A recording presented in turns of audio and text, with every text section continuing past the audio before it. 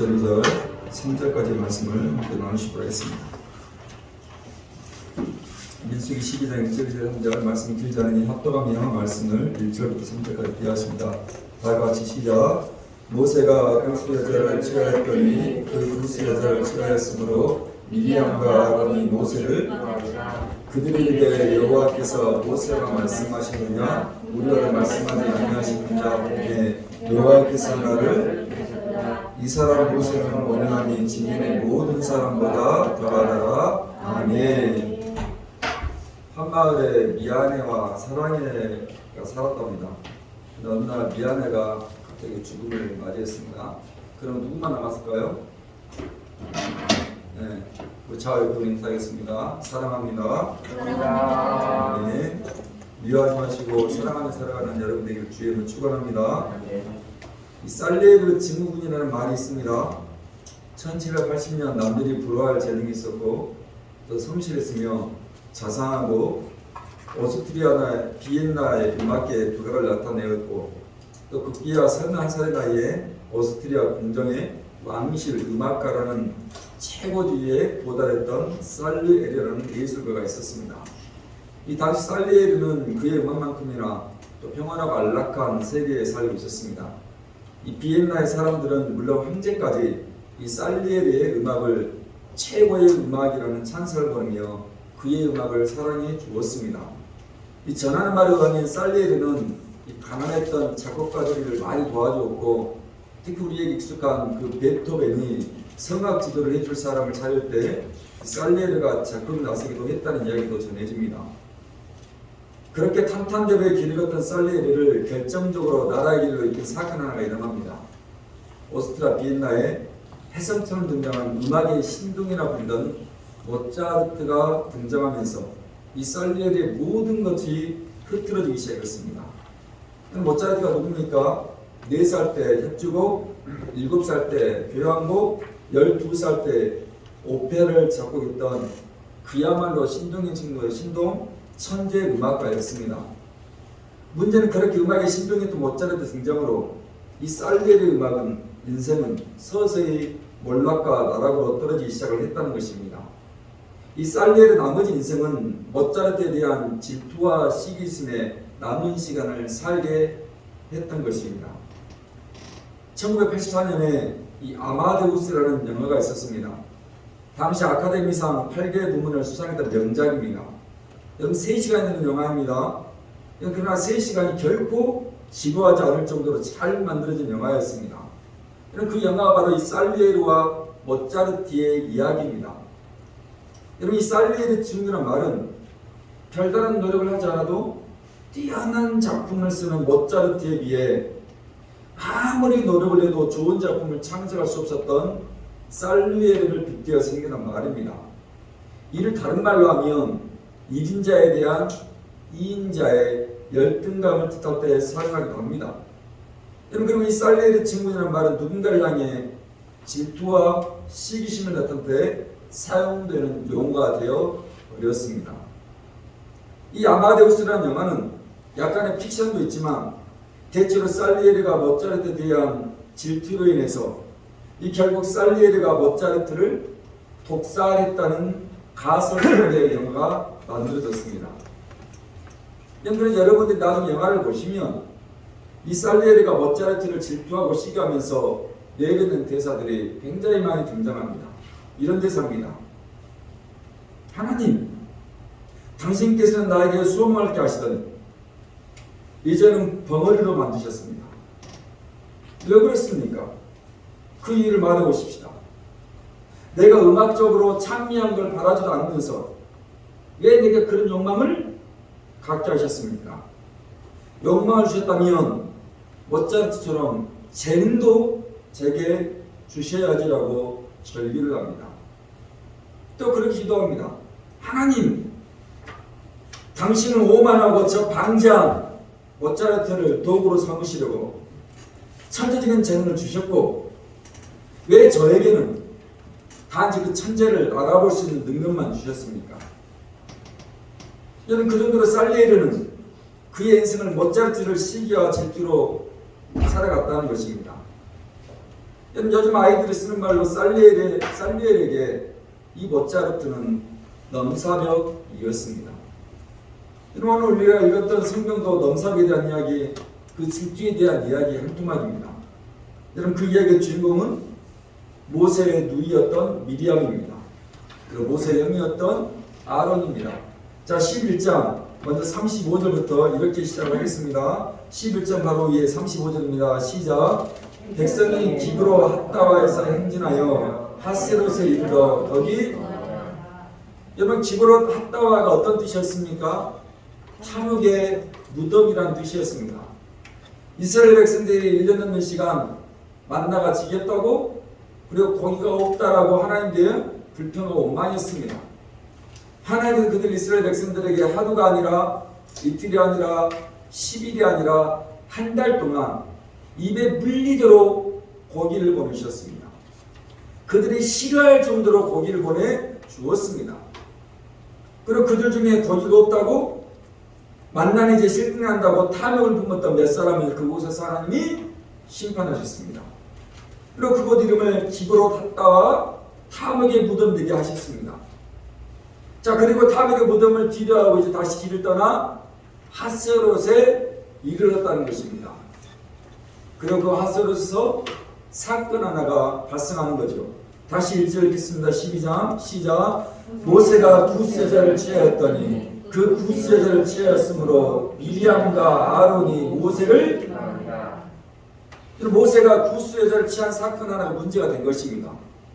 어떤 성리학자들은 여기 나온 구스 여자가 원래 모세의 부인이었던 십보라의 태생이 구스, 지금의 아프리카에 있는 이디오피아 태생이었다고 얘기를 하는 분도 계시고 또 어떤 성리학자들은 모세의 부인 십보라가 죽어서 이 모세가 이방 여자였던 구스 여자를 취했다는 이야기도 합니다. 정황상 아마 후자가 더 적합한 것 같습니다. 모세가 그의 부인 십보라가 죽자 이디오피아 여자를 취한 것입니다. 그것이 모세의 누이 미리암과 모세의 아론이 보기에 바르지 않다는 것입니다. 그래서 미리암과 아론이 모세에게 비방을 했다는 것입니다. 여러분 그러나 지금 이 문제는 표면적인 문제입니다.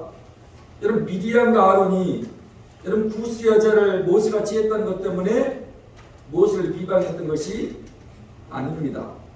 2절이 그 이야기입니다. 2절을 보겠습니다. 시작. 그들이 이르되 여호와께서 모세와만 말씀하셨느냐 우리와도 말씀하지 아니하셨느냐. 네, 여호와께서 이 말을 여러분 집적인 문제가 무엇입니까? 왜 하나님께서 모세 너하고 말씀하는 것입니다. 하나님께서 모세 너하고만 말하는 것이 아니라 우리와도 말씀하고 있다는 것입니다. 여러분 무슨 말이죠? 모세 너만 지도자에게 있는 것입니다. 너만 200만이 넘는 이스라엘 백성들을 이끌 자격이 있는 것이 아니라는 것입니다. 너만 잘나지 않았다는 것입니다. 하나님 우리와도 말씀한다는 것입니다. 모세 너희가 말씀하는 것이 아니라 오늘 미리암도 아론도 동일하게 하는 말씀을 받고 있다는 것입니다. 여러분 무슨 말이죠? 여러분 지금 미리암과 아론의 말 속에 뭐가 숨어 있는 것입니까? 모세에 대한 질투가 담겨있는 말이라는 것입니다. 여러분 질투가 무슨 뜻이죠?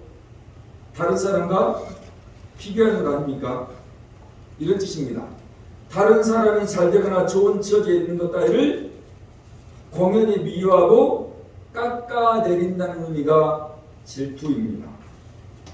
여러분 그러니까 지금 미디안과 아론은 그의 동생 모세에 대해서 1년이 지난 어느 날 비교했다는 것입니다.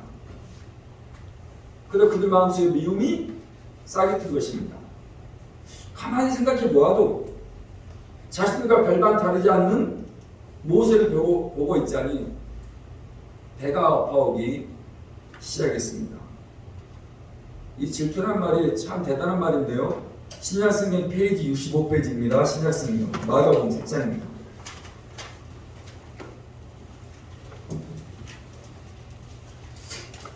신약성경 65페이지 마가복음 7장 찾았으면 아멘. 아직 못 찾았나요? 마가복음 7장입니다. 찾았으면 아멘. 21절 22절 두 절에 그 이야기 나옵니다. 21절과 22절 다 같이 읽습니다. 시작. 속에서 곧 사람의 마음에서 나오는 것은 악한 생각 곧 음란과 도둑질과 살인과 간음과 탐욕과 악독과 속임과 음탕과 질투와 비방과 교만과 우매함이니 이 모든 악한 것이 다 속에서 나와서 사람을 여러분 우리를 더럽게 하는 것들이 이렇게 많습니다. 자, 그 중에 하나가 무엇입니까? 질투입니다. 자, 그런데 예전 성경에는 이 질투라는 말 대신에 이렇게 표현했습니다. 흘기는 눈이라고 표현했습니다. 여기 흘기는 단어가 헬라어로 포네로스라는 단어입니다. 이런 뜻입니다. 사악하다, 해롭다, 병들었다라는 의미를 가리키는 단어입니다. 여러분 바로 질투, 예전 성경에 흘기는 눈이라는 표현이 질투에 대한 아주 정확한 표현입니다. 이 질투라는 단어 영어로 envy라고 표현합니다. 이 단어에서 인비디아라는 라틴어가 유래한 단어입니다. 인비디아, 컴퓨터를 하는 친구들은 아는데요. 컴퓨터를 켜면 엔비디아라는 비디오 그래픽 카드가 나옵니다. 바로 엔비디아, 무슨 말입니까? 자세히 보다라는 뜻입니다. 그래서 예전 성경에는 이 질투 대신에 흘기는 눈, 무슨 말입니까? 자세히 본다라고 표현을 했던 것이고, 질투라는 단어보다 흘기는 눈이 명확한 질투에 대한 뜻을 나타내는 단어입니다. 여러분 그 이야기가 창세기입니다. 자, 창세기 4장에 그 이야기를 하는데요. 4장으로 넘어갑니다. 자, 창세기 4장 3절부터 6절입니다. 다 같이 읽겠습니다. 3절부터 6절 시작. 세월이 지난 후에 가인은 땅의 소산으로 제물을 삼아 아벨은 자기도 양의 첫 새끼와 그 기름으로 여호와께서 아벨과 그의 제물을 가인과 그의 제물 받지 아니한지라. 가인이 몹시 분하여 여호와께서 가인에게 이르시되 내가 분하여는 어찌 됨이며 안색이 변함은. 가인과 아벨의 이야기입니다. 성경 첫 번째 살인이 일어나는 장면입니다. 왜 살인이 벌어졌습니까? 가인의 동생 아벨을 질투한 연고입니다. 내 동생 잘 되는 꼴을 보지 못하고 돌을 들어 들판에서 동생을 죽였던 것입니다. 그런데 여기 재밌는 표현이 뭡니까? 가인의 안색이 변했다는 표현 아닙니까? 오늘 가인이 동생을 흘기는 눈으로 보았다는 것입니다. 포네로스, 사악한 눈으로 보았다는 것입니다. 포네로스, 병든 눈으로 보았다는 것입니다. 분노에 찬 눈으로 동생을 본 것입니다. 살이에 찬 눈으로 동생 아벨을 본 것입니다. 내가 죽어야 말겠다는 의지가 가득한 가인의 눈이었습니다. 그런데 이게 가인뿐이었겠습니까? 아닙니다. 다시 구약성경 페이지 439페이지입니다. 439페이지 사무엘상 18장입니다.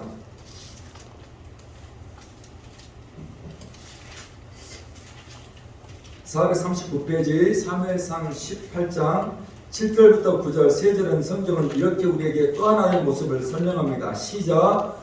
여인들이 뛰놀며 노래하여 이르되 사울이 죽인 자는 다윗은 사울이 그 말에 불쾌하여 심히 노하여 이르되 다윗에게는 만만을 돌리고 내게는 천천만 돌리니 그가 얻을 것이 나라 말고 무엇이냐. 9절입니다. 그날로 사울이 다윗을,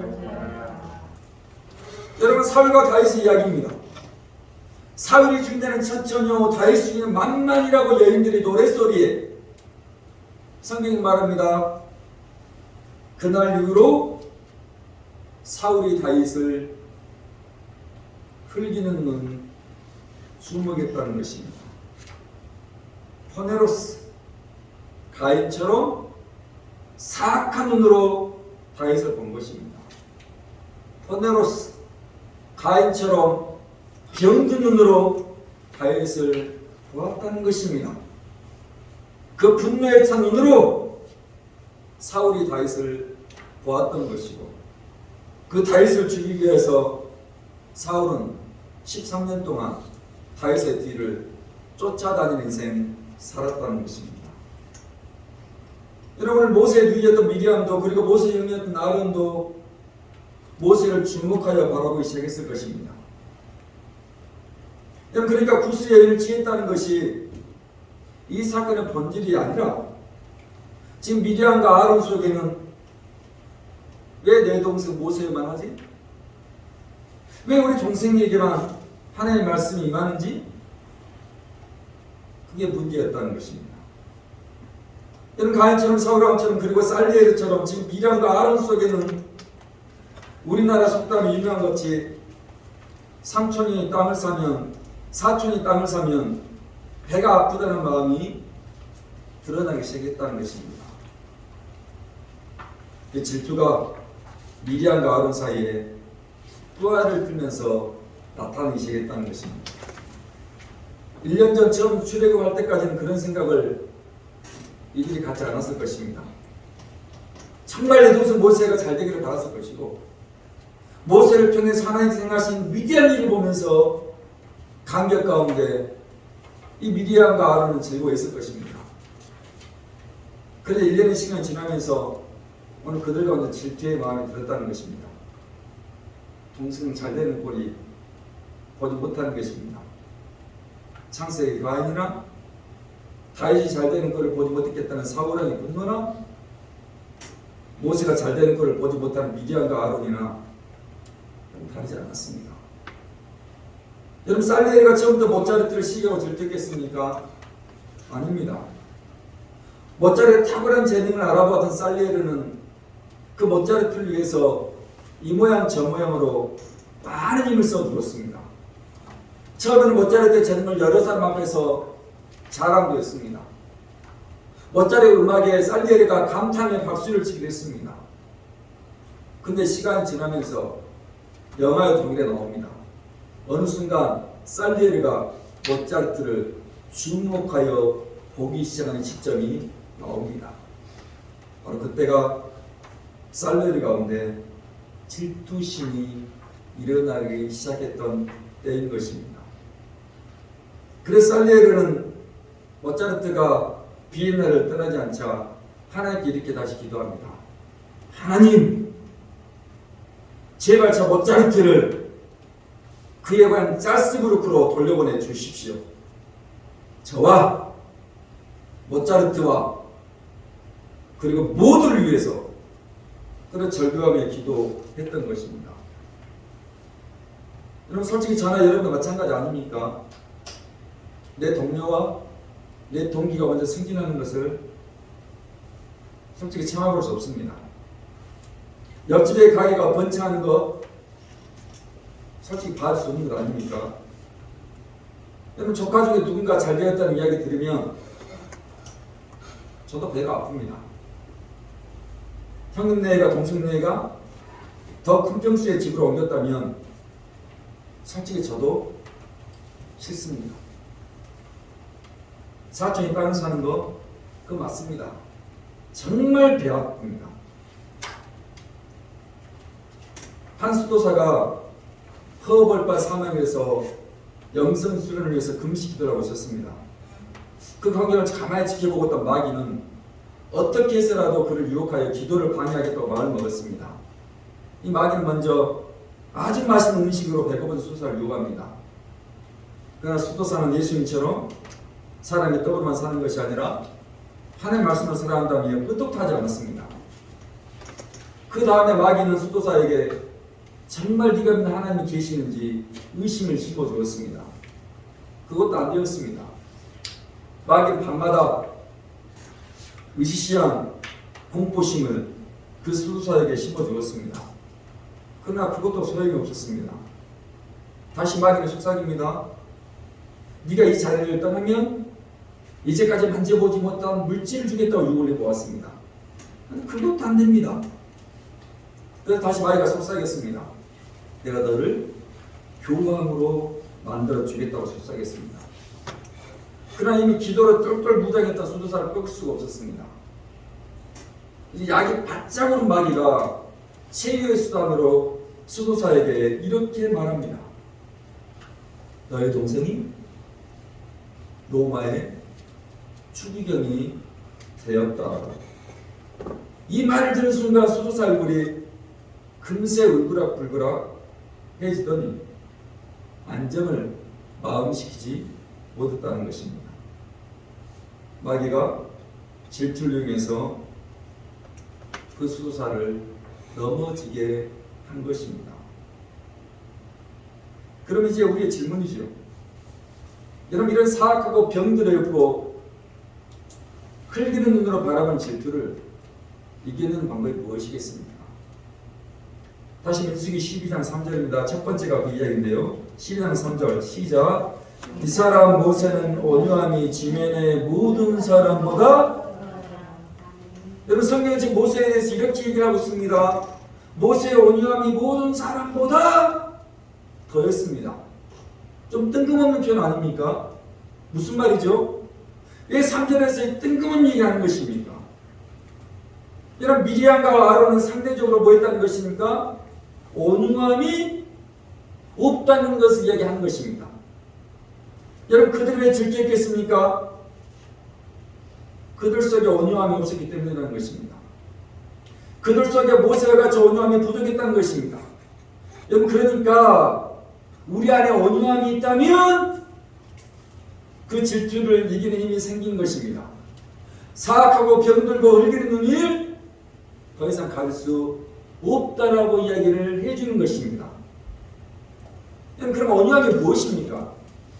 여러분, 온유하다는 단어가 어떤 말인지 알겠는데, 여러분, 설명하기가 약간 어려운 단어가 온유하다는 표현 아닙니까? 인터넷을 보다가 재미있는 기사를 보았습니다. 여러분, 모기가 빗속을 피하는 방법에 대한 기사가 실렸습니다.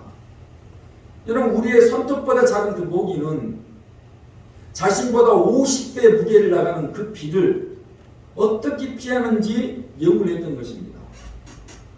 이 초고속 촬영을 통해 이 모기가 비를 피하는 방법을 연구를 했더니 아주 놀라운 방법으로 모기가 비를 피하더라는 것입니다. 우리가 생각하기에 모기는 그 떨어지는 비를 이리저리 피했다고 생각하지만 아니었습니다. 모기는 그 비를 온몸으로 맞습니다. 그런데 온몸으로 자신의 무게보다 50배 무게가 나간 비를 맞을 때 모기는 떨어지는 물방울의 충격량을 흡수하는 대신 순간적으로 그 물방울과 하나가 되어서 함께 떨어지더라는 것입니다. 그리고 물방울과 한 몸이 되어서 땅에 떨어지면 그 충격에 죽지 않겠습니까? 그러나 모기는 빗방울과 함께 떨어지면서 땅에 빗방울이 닿기 전에 재빨리 탈출을 하고 또 다른 빗방울과 하나가 되는 영상을 촬영을 해서 보여준 것입니다. 여러분, 너무 신기하지 않습니까? 여러분, 그래서 모기가 그 빗방울에 죽지를 않는 것입니다. 온유가 무엇입니까? 바로 모기와 빗방울과 자신을 하나가 되게 하는 것이라고 생각을 해보았습니다. 여러분, 자신보다 50배나 더 나가는 그 무게와 함께 어우러져서 빗방울에 자신의 몸을 내어맡기는 기술이 온유함이라는 것입니다. 그 모든 빗방울의 크기를 온몸으로 받아들이는 것, 나는 이런 축복은 저와 여러분과 이렇게 축원합니다. 모세가 약속의 땅을 향해 나아갔던 그 광야 40년의 전생과 바로 이러한 삶이었습니다. 단 한 번도 자신의 이스라엘 백성과 별개라고 생각하지 않았습니다. 아무리 이스라엘 백성들이 모세에 대해서 하나님에 대해서 패역하고 원망하고 불평하더라도, 그래서 하나님께서 이스라엘 백성들을 다 진멸하고 모세를 통해서 새로운 민족을 만들어 주겠다는 그 말씀을 듣고도 모세는 이스라엘 백성들을 모기가 빗발과 함께 자신은 하나가 되게 했듯이 그렇게 이스라엘 백성과 하나가 되게 했다는 것입니다. 그런데 지금 미리암과 아론이 그런 언약의 대명사 모세에 대해서 흙인 눈으로, 사악한 눈으로, 병든 눈으로 질투하고 바라보고 있다는 것입니다. 9절과 10절에 질투의 결과입니다. 9절과 10절 읽겠습니다. 시작. 여호와께서 그들을 향하여 진노하시고 떠나시니 구름의 장막 위에서 떠나갔고 미리암은 나병 걸려 눈과 같더라. 아론이 미리암을 본즉 나병에, 그리고 질투했던 미리암을 향해서 하나님이 진노하십니다. 그 진노가 모세의 누이였던 미리암의 몸에 나병이 걸리게 하는 것입니다. 이상하죠? 왜 아론은 괜찮고 미리암이어야 했냐는 것 아닙니까? 1절 다시 보실래요? 1절입니다. 시작. 모세가 구스 여자를 취하였더니 그 구스 여자를 취하였으므로 미리암과 아론이 모세를, 여러분 기억하십시다. 성경은 순서가 굉장히 중요합니다. 모든 게 그렇습니다. 여러분 순서가 누구부터 등장합니까? 미리암부터입니다. 그래서 이 비방하니라의 히브리어는 여성형 동사를 사용했습니다. 히브리어대로 표현하면 그리고 그녀는 말했다라고 쓰여 있습니다. 여러분 그러니까 그 말을 누가 했다는 것입니까? 아론이 하는 것이 아니라 미리암의 입을 통해서 모세를 비방했다는 것입니다. 여러분 그러니까 지금 미리암이 시기하고 질투하며 비방했던 이 사건에 주도적인 역할을 담당했다는 것입니다.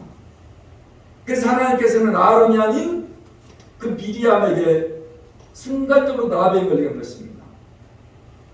그래서 이 질투는 남자보다 여자가 더 심합니다. 오늘 그래서 주보에 질투라는 단어를 제가 한자로 표현하지 않았습니까? 한자 잘 보십시오. 이 질투라는 한자를 보시면 두 자 모두 어떤 부수가 없습니까? 계진 여자가 두 글자가 붙어 있는 것입니다.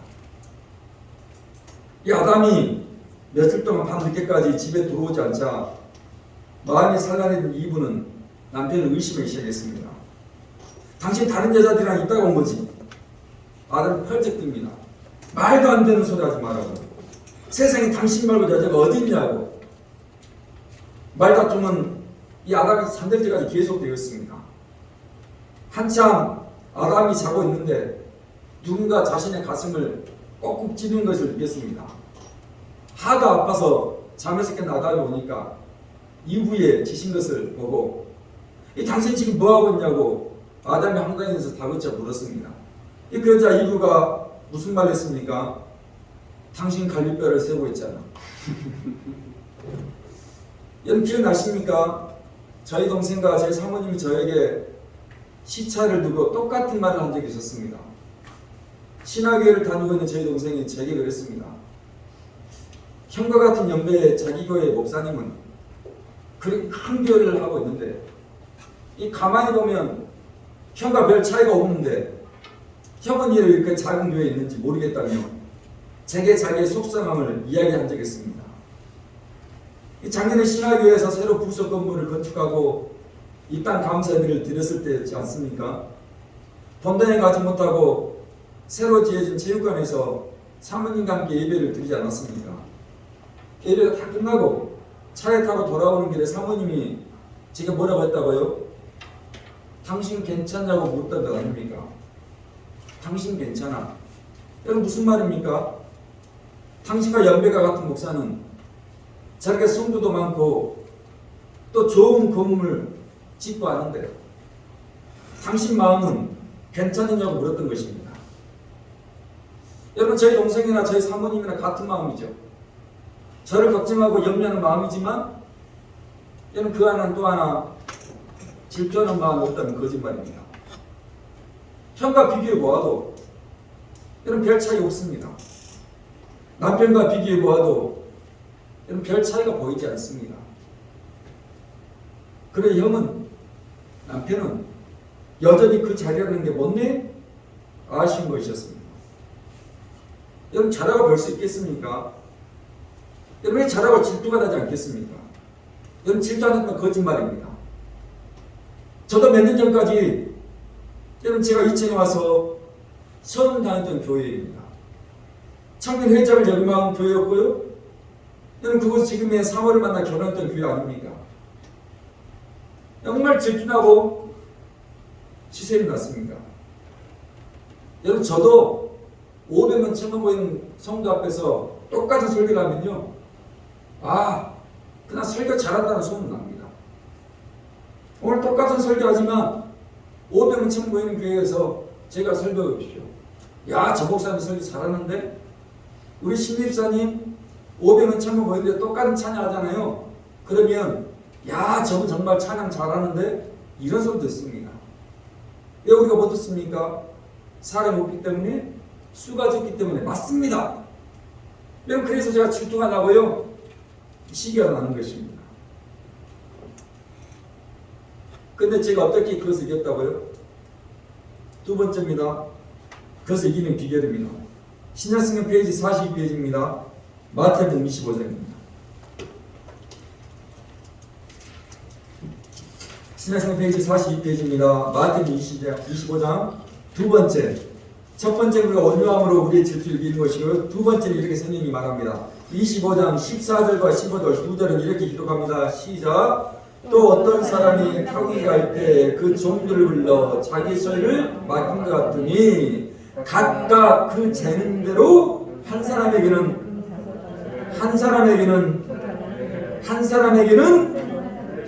아멘. 성경 말하지요. 모두에게 동일한 탤런트 아닙니다.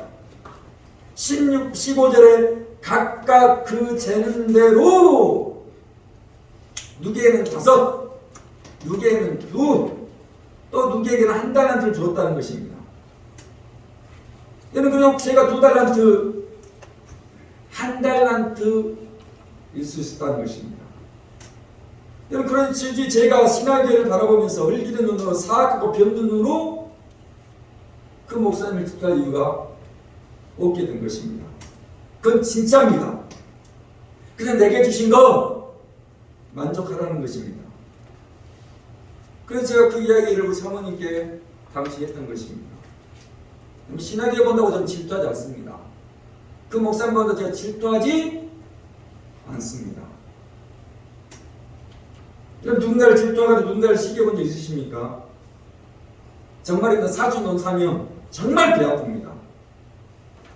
그것처럼 미리안과 아론처럼 가장 가까운 나의 형제와 자매들을 우리는 시기하고 질투할 때도 많았습니다.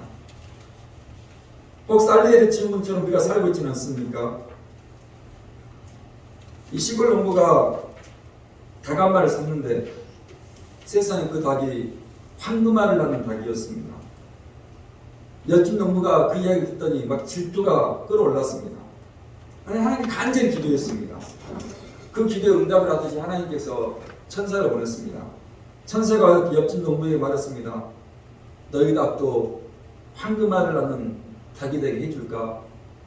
옆집 농부가 그렇게 했습니다. 아닙니다. 저 옆집 닭을 죽여주십시오. 질투가 그 정도로 없었습니다. 차라리 내가 안 가져도 저 꼴을 못 보겠다는 것입니다. 우리도 똑같지 않습니까? 저는 그러는데. 그래 부탁합니다. 그래서 해결하는 방법을 모습처럼 온유함으로 해결하시길 축원합니다. 우리가 질투하지 않는 것은 모기가 떨어진 빗방울이 자신의 온몸을 받아들이시죠. 여러분 그렇게 저 사람을 바라보고 저 사람을 인정해 달라는 것입니다. 그래서 성경 질투를 해결하는 방법으로 그냥 내게 있는 바를 족하게 얘기하는 것입니다. 저 사람이 5달란트이니까 나는 2달란트이니까. 그럼 그렇게 우리 있는 것으로 만족하면서 그렇게 내 친척들을, 내 가족들을 바라보시기를 축원합니다.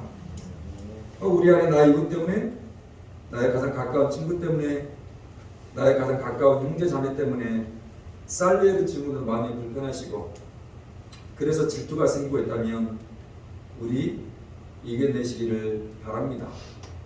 약속의 땅을 향한 그 길까지 분명히 이런 마음들이 생길 것이 분명합니다.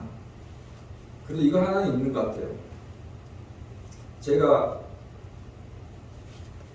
저 사람이 잘 되고 저 식구들이 잘 되고 저 분의 아이들이 잘 되면 너무너무 감사하고 너무너무 기쁜 게 있습니다. 저 사람이 잘 되고 저분의 아이들이 잘 되는데 내가 왜 기쁩니까? 그게 누군 줄 아십니까? 우리 교회 식구들입니다. 그건 정확합니다. 내 교회 식구들이 큰평수 이사를 가고 우리 집사님과 관찰 아이들이 정말 잘 되고 있다는 소식 들으면 저도 그렇고 삶도 똑같을 것입니다. 아니요, 이 땅의 모든 게 목사님 똑같을 것입니다. 정말 감사하고 축복하고 너무너무 좋아할 것입니다. 근데 이상하게 우리 교회 편한 분들은 그게 안 되니까 이게 문제잖아요. 아무튼 여러분 인생 정말 잘 되기를 바랍니다. 여러분 자녀들 인생 한없이 잘 되기를 축원합니다. 그것이 여러분의 이웃들에게를 향해서 여러분의 친척들을 향해서도 동일하게 좀 힘들지만 우리 그렇게 온유함으로 내가 가진 것으로 이겨내시는 여러분과 제가 되기를 축원합니다. 마지막 12장 15, 16절을 보고 말씀을 피합니다. 12장 15, 16절 마지막 시작. 이에 미리암이 지는 밖에 이래 동안 갇혀 있었고 백성들을 다시 들어오게 하기까지 행진하지 아니하다가 그 후에 백성이 하세롯을 떠나 바람광의 진을 아멘. 그리고 하세롯에서 미디안의 나중에 닿기까지 일주일을 기다리다가 그 후에 하세롯을 떠나 바람광의 진을 치는 것으로 민수기 12장 이야기가 끝납니다. 혹시 여러분 시간 되시면 아까 소개해드렸던 그 아마데우스라는 영화를 요즘 OTT 서비스에 많이 되니까요. 비록 3시간이지만 너무 재밌습니다. 여러분 한번 그 영화를 보시면서 질투를 이겨내시기를 축원합니다. 오늘